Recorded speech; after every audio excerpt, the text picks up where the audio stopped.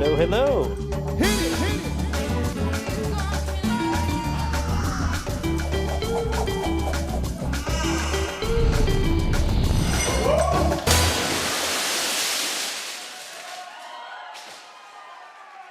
Hi there and welcome to the show. I'm Nancy Guppy here at Georgetown Stables, and since this is our last episode of 2018, we're going to highlight a few of our favorite artists and musicians from this past season. First, though, I want to give a big shout out to the amazing talent, the photographers, the editors, and the producers who created these segments. Chris Barnes, Ralph Bevins, Peggy Lysette, Aaron and Minjun McKnight, Vincent Pierce, and Valerie Vaza.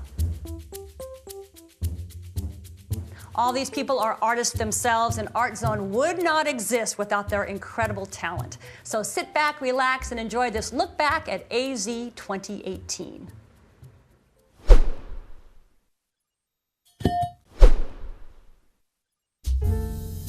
Why make art? Well, to get rich and famous. No, I think that was a misconception that I once harbored, that art was going to be a thing that I did that was going to put my name on the map. Is that a saying? It was going to be something that I'd be able to gain some sort of notoriety and feed my ego. And while it has in some small way, it's become something, the older I've gotten and the more I've done it, I've realized that it's almost more therapy than anything else.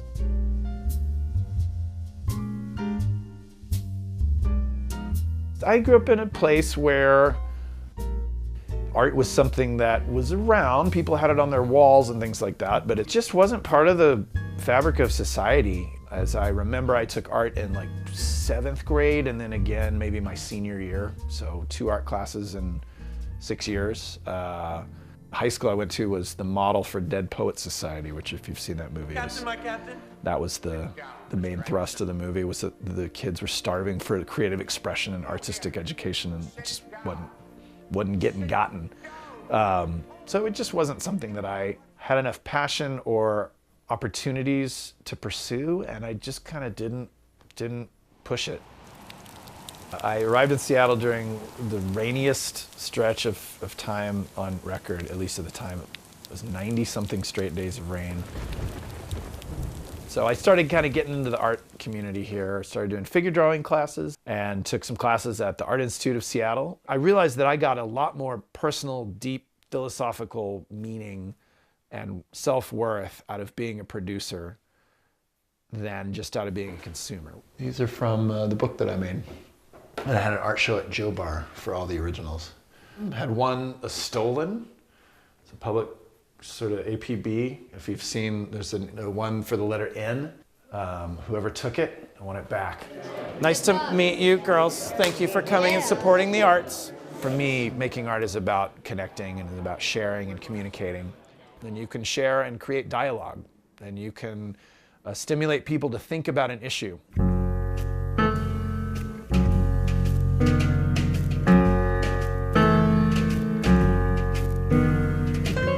I have always had a visual arts practice. I've tried to show in various galleries and facilities, and I'm currently showing at Linda Hodges Gallery. I do kind of interactive performance art with PDL, which stands for Puccinelli Dunkerley Lundgren. And we do what I call social art. We create sort of odd environments, often not within the bounds of a traditional gallery, in parks, on sidewalks. I'm in a band called Gods of Silicon, where we write songs about dystopian technology. A body dispersed from silicon mind. I'm also facilitating a recurring monthly speaker series. Nietzsche among the dinosaurs. How animals that died in the Mesozoic era can help us live in the present. It's at a place called The Grocery. It's called the Academy of Reason and Wonder. The purple methane-loving bacteria? I teach drawing and painting, got a teaching degree and got the first job I applied for at Franklin High School. That was 2004. And in a world of black and white, color really stands out. So think about that. He uses it to create contrast and draw your eye to I it. really like working at Franklin High School because it's an incredibly diverse place full of eager learners that bring their points of view from all over the world into the classroom. So here's this. Grab a little water thing and a tiny little bit of something to pour the paint onto. I think anything that you can do that's creative, productive, and causes you to sort of share with others is a worthwhile cause.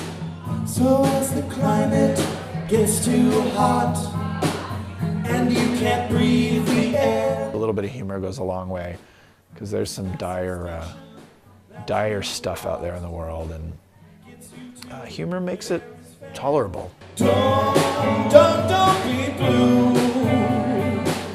This little song's for you. As challenging as these modern times is for a lot of people, they're also a source of incredible inspiration and motivation. And now more than ever, I feel like art making is important. Not being complacent is important, and one way to do that is to make stuff and to say stuff and to get off your butt and get busy.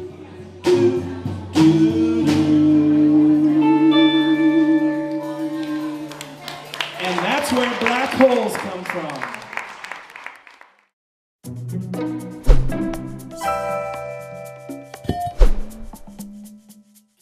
Oh, wait a minute, do it again, sorry. One more time. Oh, everybody likes this. Yeah, Ow. There we go. totally.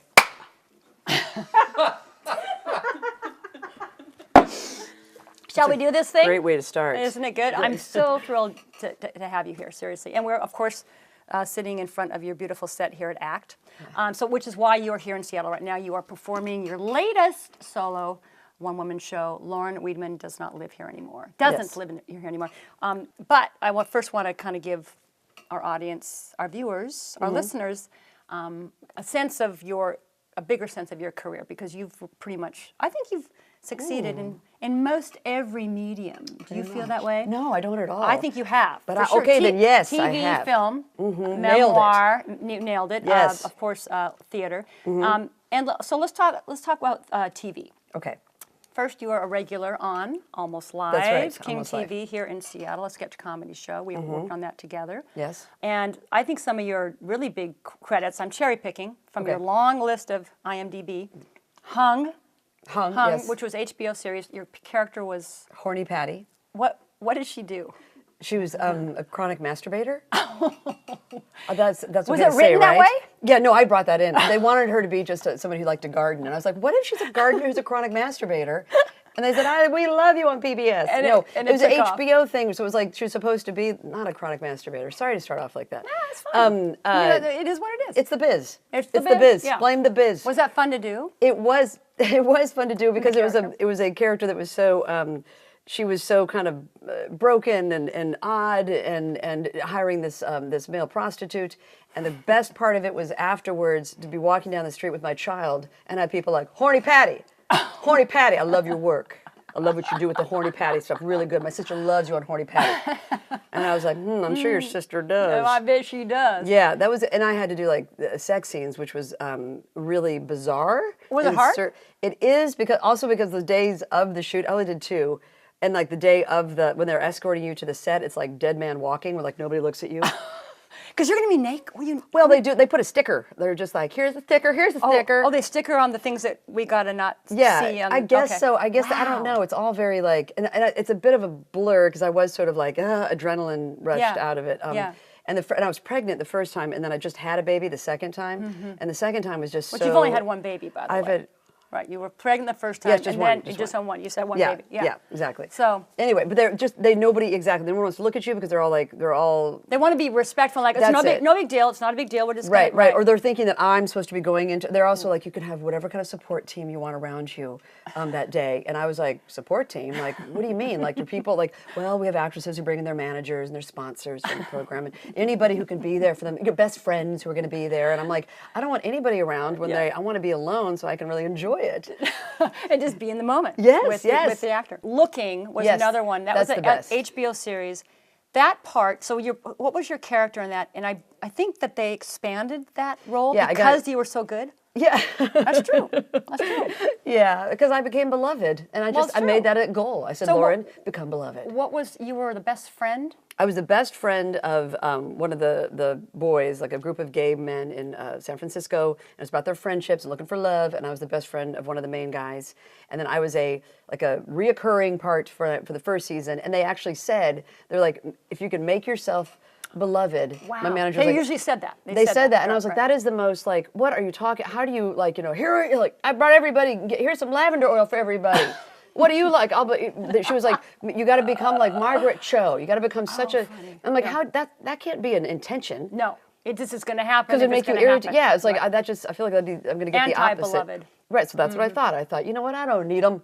And then, Well, show them. yeah, and then they loved me. But it's just a great fit of a show for me because being around a group of very sweet, very gracious. Gracious isn't the right word. Everybody was really into the jobs that mattered to everybody. Right. Because it was the one job I've done in Hollywood, that mattered, had meaning. Like To you, that like, okay, this. And to others, like people, it Right. mattered. Like it still mattered to boys in Iowa to Right. watch gay programming, to watch gay stories that were sort of right. smaller in scope, that weren't just about all about coming out or about Right. they're just about relationships, About life. About Yes. life being a gay person, whatever that might mean. Yes, Right, yes, right. yeah. Well, doing stuff that gay people and Satan like to work out together. So that's their business. See you in hell. It just mattered. It was an amazing show, and it was almost awful to have something you love. Don't love anything. Okay, If that's there's the, any that's message the I can say to the takeaway. children, don't love. Yeah, if you love it, just throw it into the river and be like, it'll be there forever, like Harold and Maude. Just keep that, like, you throw the thing you love away and just like, there it is, because I can't handle it, because I'm going to lose it eventually. Yeah. So anyway, Merry Christmas. Merry Christmas, everybody. Okay, so that was Looking. Then The Daily Show with Jon Yeah, Stewart. yeah. You were a reporter on I was that what? show. You were a reporter? I thought you said you made a quarter, and I'm You like, made a yeah, quarter. I don't save money. It's true. You're poor, right? Yeah, I how am. was that? How was it? How was that? You had some really interesting experiences. I did. Yeah. I did because I wasn't used to being in that world. Now I understand it, but at the time That was your I was first like, big, huge my first, break, Absolutely, right? it was the show that Almost Live helped it because I'd done some. I did the TV in Seattle. So then when I got to New York, I had some tape. Right. For Right. that they could look at. Right. And see, I had some experience. And then when I got that job, and I was up when I got the news, I got it. I walked around the city all night long because I was so buzzed from the news, and I was like, it's happened. Like this is it. It's happened. I've been launched. Yes, and I'm like, it's gonna. And I didn't really know the show that well. I just knew that it had a lot of street cred, and it was a smart show. That people respected it. And I'm like, well, thank God. And I'm gonna be on a smart show. And then when I got on the show. It was just so stressful because I didn't know how to handle. Like if I saw Jon Stewart in the hallway, I didn't understand that he had a lot to do. Right. So I didn't. I would. Did you try to be friends? Yes, constantly. Where I was just like, "How was your weekend, John?" Well, mine was weird. I go, "I feel like my marriage is falling apart, John." I don't know. It's like he's there for me, then he's not. You know what I mean? And he was just like, "Good to see you, Lauren. Like we'll see you at the pitch meeting." And I was like, "Speaking of pitch meetings, how am I doing? How do you think?" Like I was just so. You needed something. I did, and I didn't. I was used to theater where we all circle up and give each other massages. So, but that was that was a big break. It was. It's I didn't difficult handle as it well, but I got fired basically, or not contract not renewed. Oh, I had that happen in LA. Yeah. Oh, yeah. Oh, it happens a lot. Oh, it happens all the time. Yeah, oh, but it was your 13 weeks, you're not picked up. Yes, Yeah. or I was put on freelance, and I was like, cool, I think freelance is better. And I walked out of the office after accepting my freelance contract, and I ran into one of the producers, and she was like, so, like, what's happening with your contract? Are you coming back? And I go, I got freelance, which I think is better. And she goes, freelance is fired. Bye-bye. Yeah.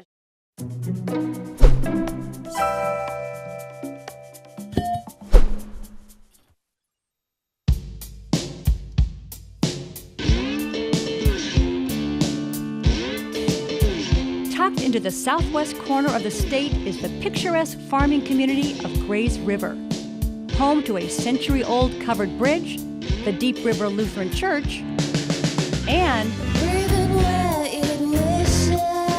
giants in the trees.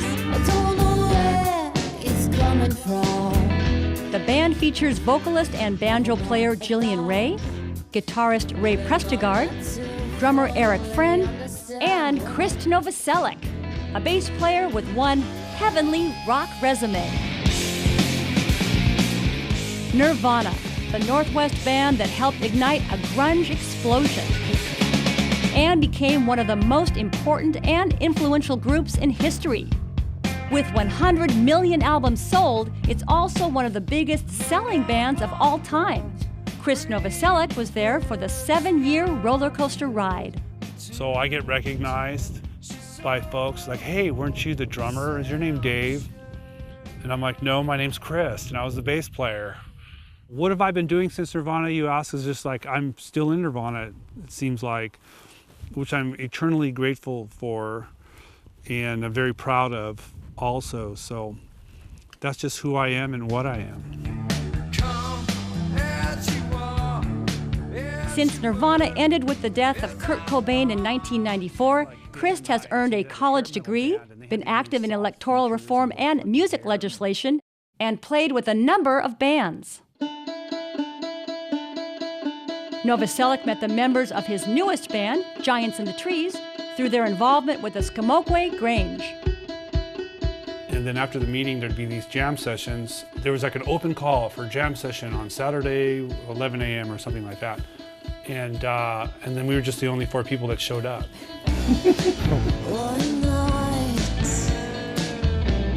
Yeah, I remember when I first walked into the very first jam session, I walked straight up to Chris and was just like, it's an honor to meet you. Like, I'm so excited to, yeah. And a band is born. It's kind of like Americana music, but then there's kind of grunge, and so it's kind of heavy, but then it has some modern kind of sensibilities, and so that all kind of comes together, or we try to put it together, and that's what you get. What we try to do is shine a spotlight on our favorite things about this place that we live. We're affected by the beauty of this place, and we want to reflect that back out through our music. I've been here for 25 years in Wahkiakum County, and so it just feels like home to me. It's quiet, there's fresh air, there's not a lot of traffic, so I just got to have a lot of elbow room. When he isn't in the trees, you might find Chris Novoselic in the air. Aviation is about science, it's about adventure, it's about beauty. I'm paraphrasing Charles Lindbergh. And on top of it, it's a great way to get around. And so that's how I got into aviation. I'm not like a thrill seeker pilot. I just kind of fly from point A to point B and follow all the rules and just kind of sit back and take it all in. Hey.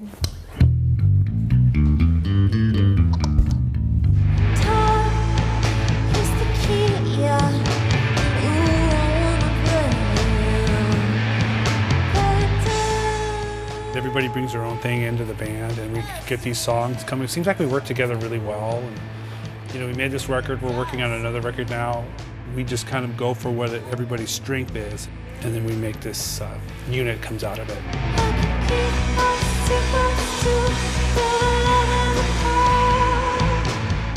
I think the odds of finding all of these elements in a place as small as where we live is pretty unlikely. It's kind of a miracle that we all found each other.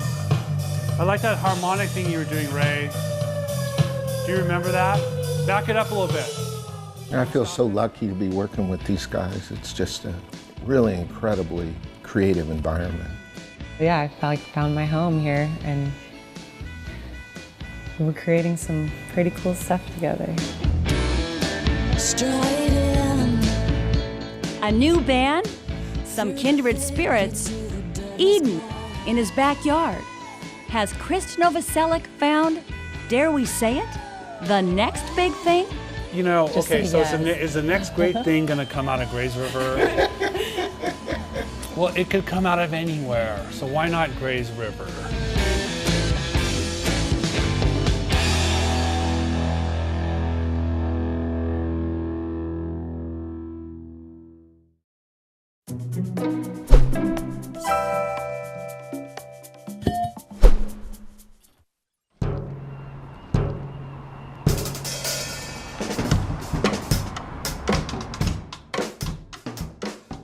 Hello, I'm Katerina Manchanda. I'm the John and Mary Shirley Curator of Modern and Contemporary Art here at the Seattle Art Museum. And we are in the gallery where we're showing Jean-Michel Basquiat's fantastic painting entitled Of 1982. Jean-Michel Basquiat grew up in Brooklyn, New York. He traversed many different artistic genres. He was one of the founders of the noise music band Grey, and he started a theater group on the Upper East Side. Painting is almost like the last of his artistic ventures. Between 1980 and 1982, he meets Andy Warhol. Andy Warhol and Basquiat die in short succession, and here they are so intense in the way in which they're looking at the camera. Jean-Michel has kind of his arm over Andy Warhol's shoulder, almost in a protective gesture, right, which reverses the roles a little bit. They do each other's portraits. They actually work on collaborative works on a number of occasions. This is a relationship that we wanted to showcase, comparing two works, the incredible Untitled painting by Jean-Michel Basquiat from 1982 and Andy Warhol's Double Elvis, to kind of remind people of this very fruitful artistic relationship. Jean-Michel Basquiat did a number of large monumental heads. If you look more closely at it, the mouth is open and you're not quite sure, is this person talking, maybe singing or screaming? Even though the image is so animated and the expression seems so vivid, you have that image transform in front of you into a skull. So this idea of being so alive and that transforming into this, well, shadow of death is just really profound. So when you're in front of the painting, you get a sense of him working and reworking. Look at that double A that's crossed out. Black is the last layer, but you can see underneath so many other renditions of this face. There is just something so visceral in this piece that really grabs you. We don't want to think of Jean-Michel Basquiat as a graffiti artist, but there's a certain memory or echo of that process in the street that we might detect when we look at the painting. Somebody who is so creative, so full of ideas, is trying to make it in the art world in New York, which is so predominantly white, but he's coining his very own language in the 1980s. This painting is here on loan, and it's the first time that this work is shown on the West Coast. So that is wonderful for all of our audiences to be able to have the work here presented, have people gather and discuss the work here at the Seattle Art Museum.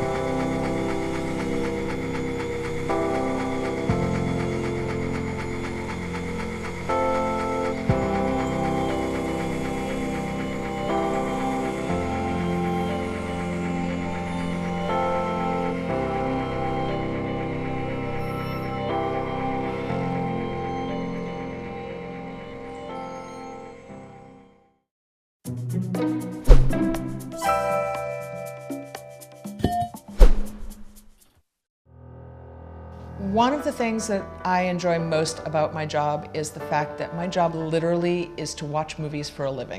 That's actually pretty cool most of the time. I've seen some terrible films, and that part's not as cool.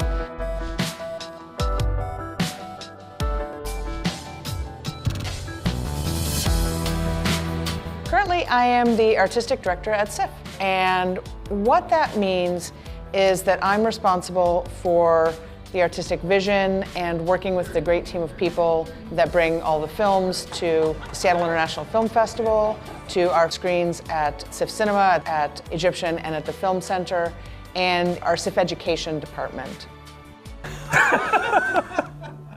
It's awesome. Yeah. That's an awesome short. We should play that every year. We should. When selecting films for SIFF, my team and I look for story. It's got to have a good story. What we're all looking for is the stories that we hope will connect with the Seattle audiences. So this is how we schedule the entire festival on these tiny cards that we literally pin to a board. This is the 700 slots that we have to fill with the 250 films. We actually physically move them around to put together the most ideal schedules. And so it really is just a giant puzzle that we all work on together.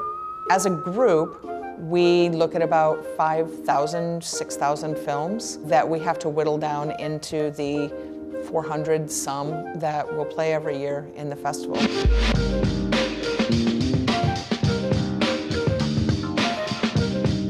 Opening night is really exciting because now we can finally talk about all the great films. And there's so much buzz and enjoyment from the audience. That launch day feeling, that first day of school feeling is really exciting. I have always loved films. I've watched films since I was a kid, mostly on TV at home, as most of us do when we're young. And then through high school, I discovered that what I really loved was art house films. And when I was 16, I drove myself to the Wheaton Theater, which is in Wheaton, Illinois, and took myself to see my very first film. And I just really love that feeling of being in that room and not thinking about my life for 2 hours. It's about being taken away from your everyday life, and I think that's why people love film. In December of 2001, I moved to Sydney, Australia, and I volunteered for the Sydney Film Festival. And I worked for a programming manager, and I thought, that's what I want to do. I love being behind the scenes. I love doing that sort of administrative data work, but there's also a lot of creativity that goes into putting together a program. And so I moved back here to Seattle and I became the volunteer publications coordinator. And that's where it all began.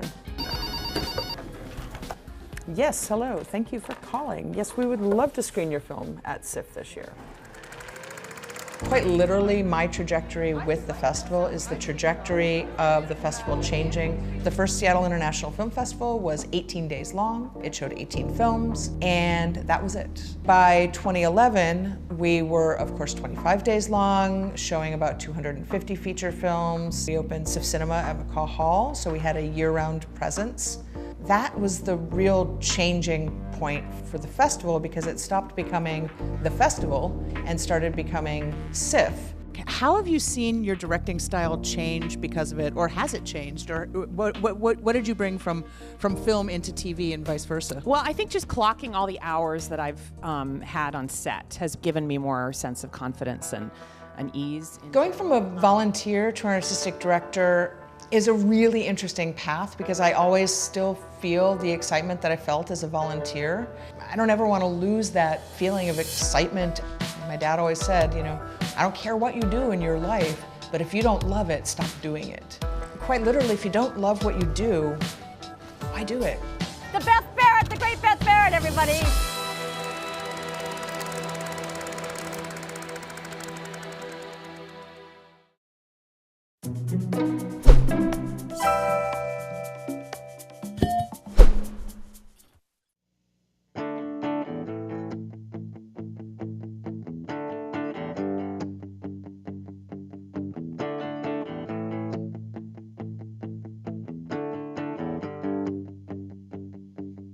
Tell me that you're scared.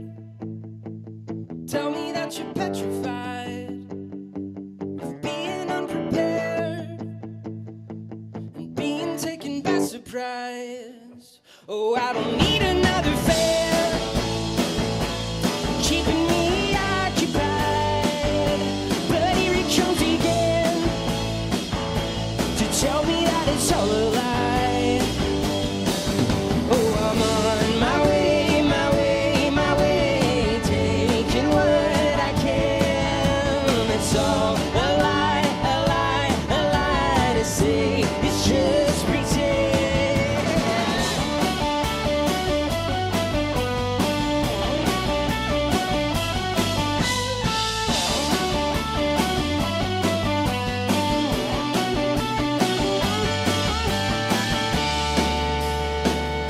Yeah, with me all the way, where it's looking side to side to catch any intent that maybe wants to catch your eye. You're sharper than a razor blade and faster than the other side. Well, keep it to it and tell everyone it's safe inside. Oh, I am on my way, my way, my way, taking what I can. It's all a lie, a lie, a lie to say it's just pretend. No one knows about us, no one knows. No one knows about us, no one knows. Tell me that you're scared, tell me that you're petrified of being unprepared, of being taken by surprise.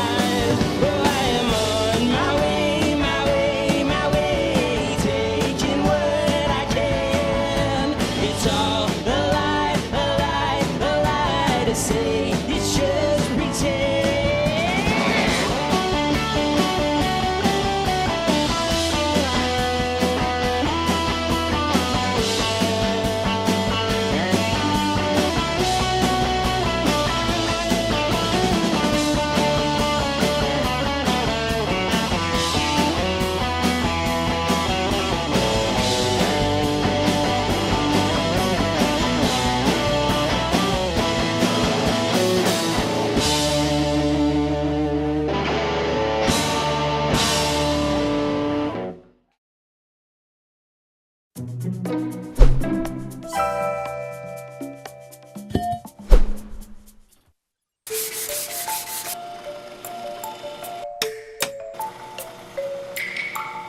I'm Frank Video, and I am an artist turned entrepreneur.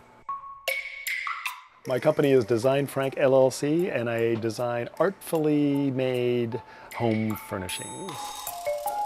I started thinking about the things I liked in my home, and one of the things I like to have in my home is a little shelf to put things on that's close to the door. You can just put your wallet, keys, whatever you like on it. It has a little groove in the back so you can put your envelopes. I like wall hooks, I like to hang things on the wall. So I made a couple of variations of wall hooks. But what I really enjoy about having this business is how can I make something that's unique and interesting, but it serves a purpose. In terms of managing the work, it's not that dissimilar from being a commissioned artist who goes from project to project. I fell into public art through a very unique path, the path of video art. Someone recognized the potential within video programming for physical public art. The work that I did in public art led me to think creatively about a private business and not serving the public, something that would be my own expression but could survive out in the marketplace. In public art, when you have an idea that's unique, you take it to a professional manufacturer or fabricator, and they say yes or no, or an engineer perhaps will say, well, you need to change this. I don't have that luxury with my own business. I basically test things on my own. It's a lot of fun to try and figure out whether this thing is going to work or this idea might be something that people like and want to purchase. Do you want me to hold this one and we can bring Ben over? Well, they say sometimes success is all from who you know. I love how that fills that space, though. Yeah. Renata Tatman is the buyer for the Seattle Sam Shop, and she wanted to have some artists that would be complementary with their show opening during Black History Month. If you're going to do a theme that's transparent accessories, I think that's fantastic. She comes home one evening and asks her husband, "Do you know any African American artists that make products?" And he said, "Yeah, I do know this one guy, Frank Video. You should give him a call." Yeah, we love showing what artists and designers are doing, and Frank did a fantastic display that really shows his work well. I do look at this business as an ongoing business where I really want to just invent stuff. And I'm not even sure I want to stay within the category of home furnishings. There are a lot of things I can imagine that I can improve upon or make more interesting than the products that exist. So as the business grows, I'll be open to taking different branches and different paths if they so appear.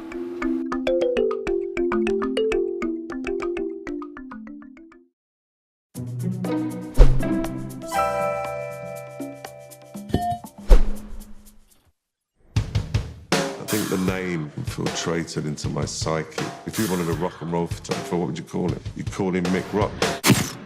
I'm sorry, it worked out that way. I take no blame for my name. I love your name. It was nothing to do with me. I was spawned that way. That's how it came. That's how it happened. Well, it was Michael Rock. My mother never called me Mick. Well, it's the perfect name for you. Wouldn't have worked in an earlier generation. It only worked when, like, the Scruffy Brigade came along and, like, the Yobbos and that. And I fit right in.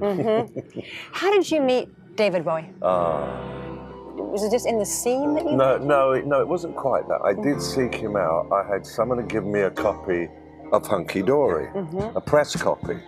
Played it so many times, I scratched it, and to actually go and buy one after that.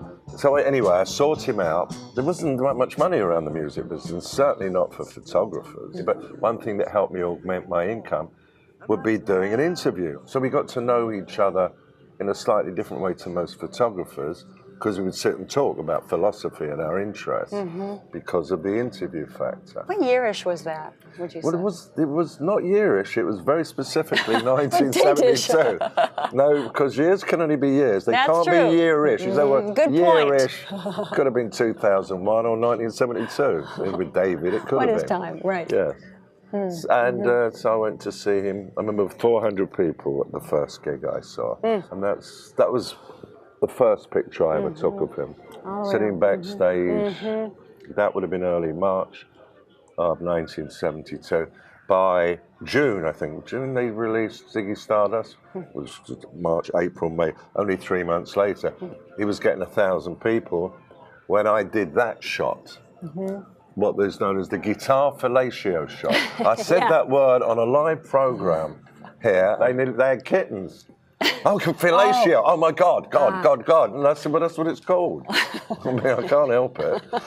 You're not making up the word. Why do you think people were so enthralled and still are with David Bowie? David Bowie. Why? I mean, he's a great artist, obviously. Incredible artist. But I tell you what's fascinating with him.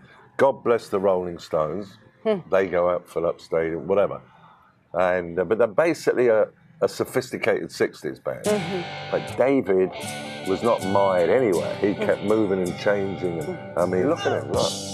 It's the same guy, and you can see it's the same guy, but look, all the different, I mean, they're all different. So many different, yeah. And the kids like him today. I don't think the kids dislike the Rolling Stones. They're not so interested. In the same way, right. No, not the way they are with David. They feel in different guys, it's like an identification, but there was something about him. I mean, why I photographed him so much and why I own all these pictures is because I found him fascinating, just photographing. How much do you think, or do you think your photos helped his career? Let me put it to you like this. I think I'm glad, and I think everyone's glad that I was around at this key point when no photographers were interested. I mean, it wasn't like I was the Sugar Plum Fairy who threw fairy dust all over Right. him. There was obviously something starting to move. Right. And then, of course, Starman was released, and then Ziggy Stardust, which underscored it all. And then everyone became interested. And then Tsukisa in Japan got those great costume pictures, that great black. Some of your pictures are very iconic. They're really burned into our brains. Many of them. And not just David Bowie, darling. No, that's what I mean. Not just David Bowie. I mean, Iggy and Lou and so many others. What do you think you were doing differently, or were you from other photographers of that era? I don't know. I think my interests were different. Yeah. Because this wasn't. I mean, because Lou and Iggy were still subterranean when they showed up, and I did the picture of the three of them. Yeah. And David was only just breaking out. I mean, I was drawn to what I was drawn to, and when I took LSD, there was certain personalities that somehow fit in there. Even someone as wild as Iggy, because he was so outside the mother box in the physicality, and you'd see what he would get up to jumping in the audience. But somehow again, in Lou's case and Iggy's case, on the Transformer and then the Raw Power pictures became their image. Right. I mean, Did you know they were going to hit? Did you think those images were going to hit? No, I didn't. What did I know? Yeah, right. What could I? What could any of us have really known? Right. Well, I think the fact that also it seems to me like you were really a part of it. You weren't an observer. No. You were a part of it. That's a very different perspective to have. Yeah, I wasn't owned by any magazines. Right. I mean, I was what I call a free radical. And it just was like a monster.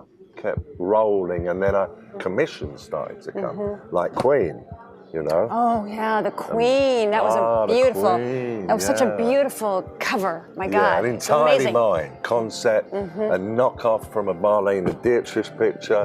Freddie, and he's thinking more than about the picture. Yeah. I could be Marlene Dietrich. Yeah.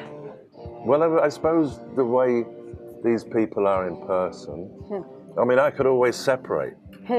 I was the image, the aura, the thing. Right. Not the reality, but I've got pictures taken of, but Lou and David, the ones I took, most intimate ones. Chris and Debbie, I've got some cool, more intimate ones. But with David, I always respected him. You see the things I wrote years ago. It's all how I felt about him, even before he got really famous. It's all there. It's on record. Did you see him near the end of his life? No, I communicate. You couldn't tell from the emails. How you doing? He would always say he was doing fine. Yeah. Well, we had to communicate because of the book. I think one of the last things was to tell him how well the book had done. It was like the fastest ever selling Taschen book. And he went, "Wow, that's really nice, Mick, isn't it?" Oh, that's You know, sweet. I mean, he's that's very sweet. yes. Yeah. Yeah. That's beautiful. He was a gentleman and a scholar. Yeah. What else you want to ask me? I think we're good. Yeah? We're totally good. You're sick of me already. I love you. No, she's sick of me. Can I get a Yes. picture? Can I get a selfie with you? Ready? And here we go.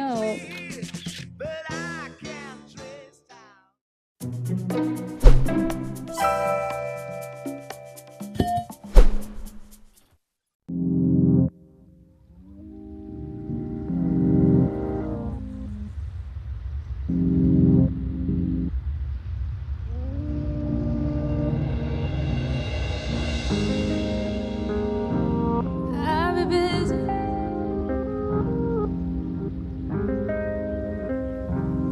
I'll be busy balling. Yeah, yeah. Yeah. I'll be busy balling. Yeah. Yeah. I'm balling. Yeah, I'ma buy a mission for my mama when I finally make it. Take on my vacations to Bahamas, I was celebrating. Ever since my birthday was the bomb, and now I'm detonating. No, you can't relate, you just can't relate. Every day I wake up like a boss, and I be thanking Jesus. Fakers try to get up in my circle, I don't really need them. We been saying we up next forever, now we really mean it. We about that action, acting back when you see us, yeah. I'm passionate, and I work hard, so when it pop, it ain't on accident. Yeah, I'm always on go, better watch how I go. Don't forget to let you know I be ballin'. I would drop it up by house in New Orleans. Up the ante and I'm showing I'm important. When it Grammy, I be ballin' like I'm Jordan. While you wait snoring, I be busy scoring. I would trap it up by house in New Orleans. Up the ante on a show, I'm important. When it Grammy, I be ballin' like I'm Jordan. While you wait snoring, I be busy ballin', ballin', ballin', ballin'. Yeah, I be busy ballin', ballin', ballin'. Ooh, yeah. I be catching chicks that getting loose, deep in it. When we go out, always in a hoe, we'll be lit. Run my money up, watch it up off in the sky. I ain't picking up, unless it's dollars on the line. You know I ain't got the time. I be busy on the move. People wanna admit it. They ain't see me paying dues. I was living to the tape. Now I'm with something new. Better pay my respect. I ain't never gonna lose. I be ballin'. I would trap it up by house in New Orleans. Up the ante on a show, I'm important. Win a Grammy, I be ballin' like I'm Jordan. While you with a snoring, I be busy scoring. I would trap it up by house in New Orleans. Up the ante on a show, I'm important. Win a Grammy, I be ballin' like I'm na-na-na.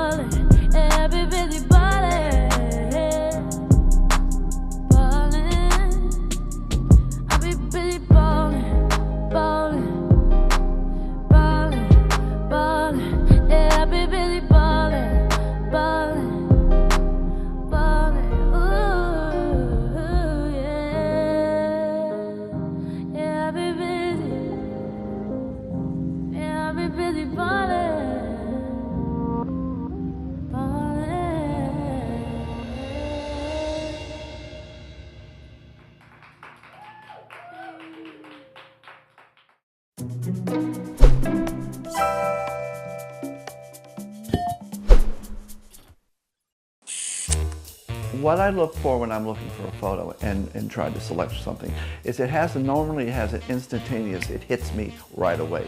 There's a visual punch that I get.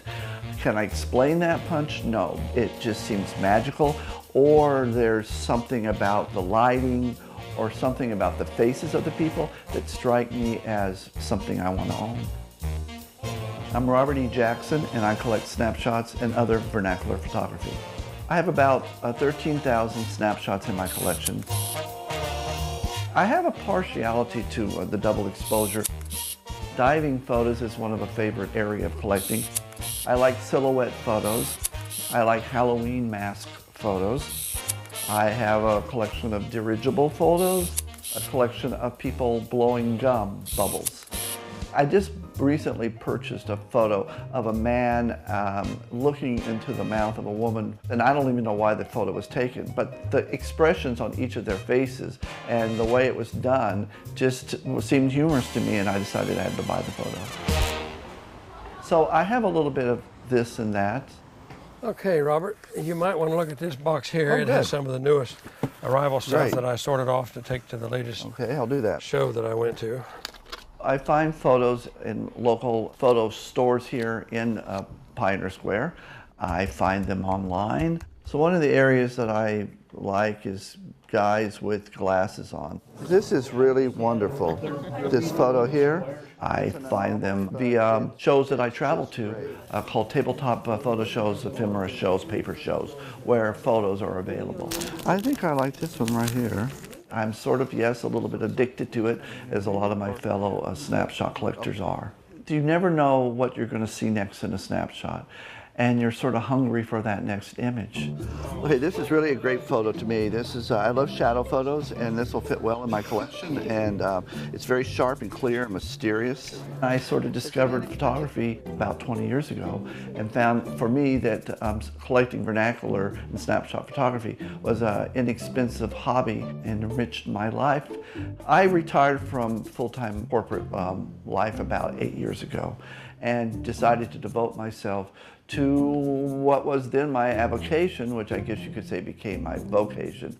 I was honored that about 25 of my photos were included in the first of the trilogy, the Miss Peregrine's Home for Peculiar Children books. And I was fortunate to have the National Gallery of Art in DC exhibit my snapshot collection. In 2007, it was called The Art of the American Snapshot. It also then traveled to Amon Carter Museum in Fort Worth, Texas. Swing it up, it says yes, take the shot, count it down, zip it off. Hey, meet the swinger, Polaroid swinger, meet the swinger. Bellevue Art Museum has mounted a show of my Polaroid collection. The Polaroid really came into its own in the 70s and allowed for sort of instant image gratification through the ability of the camera to pull out an image that you could hold in your hand and watch develop. And in the same time, there was privacy that was able to happen, that you could actually take a photo that did not have to go through drugstores. My gun and my girl, oh my gosh. The response to my museum show and other gallery shows I've had have been quite positive. People have been very interested in the material, seeing them on the walls. When she's too beautiful for words, take a picture. What's different today about taking photos is that it's so instant and so readily available, and is really what I call the visual wallpaper of our lives, that we really sort of aren't really taking photos anymore of our families or our friends. We're really taking photos of our lifestyle and of ourselves. And so, as I've said in the past, snapshots used to be about the we. Now it's really about the me. And it's so easy to delete things, that all the fun mistakes and anomalies that you might see are gone. They don't really have the meaning, I think, that they used to. Snapshots are about memory. And in some ways, the snapshot becomes the memory. And there's a beauty to that. People want to record their lives. They want something that's a visual remembrance of what they're all about and where they came from. So there's a richness to that narrative about people's lives that is wonderful to be part of and to collect. And that is a wrap. A special thanks to Georgetown Stables, to the phenomenal Art Zone crew for your incredible work all year long, and of course to you, our viewing audience. We thank you so much for tuning in. Have a fantastic holiday, and we'll see you in 2019.